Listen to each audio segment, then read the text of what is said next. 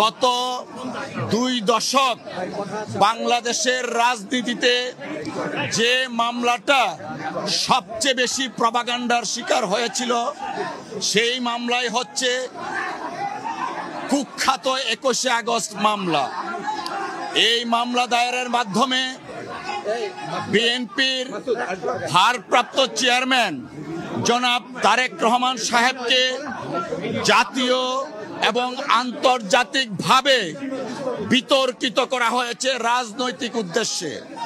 আমরা শুরু থেকেই বলে আসছিলাম এই মামলা রাজনৈতিক হীন উদ্দেশ্যে মামলাটা দায়ের থেকে ট্রায়াল পর্যন্ত করেছে শেখ হাসিনা ওয়াজেদের ডিকটেটে।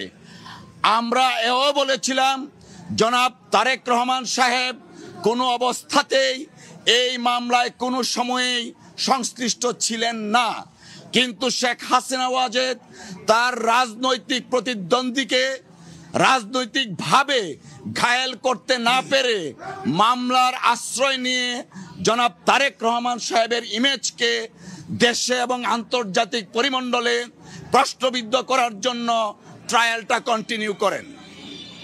আপনারা ইতিমধ্যে শুনেছেন যারা এই মামলার দণ্ডপ্রাপ্ত ছিলেন এবং আপিল করেছেন এবং যারা আপিল করেননি সবাইকে এই মামলা থেকে খালাস দেয়া হয়েছে। আমরা মহান আল্লাহ তাআলার দরবারে শুকরিয়া আদায় করছি জনাব তারেক রহমান সাহেব আজকের এই রায়ের মাধ্যমে ন্যায় বিচার পেয়েছেন। আজকে প্রমাণিত হয়েছে রাজনৈতিক উদ্দেশ্যে জনাব তারেক রহমান সাহেবকে যে মামলায় সাজা দেওয়া হয়েছিল সেই মামলায় আইনগতভাবে মোকাবেলার মাধ্যমে তিনি আজকে বেকসুর খালাস পেয়েছেন।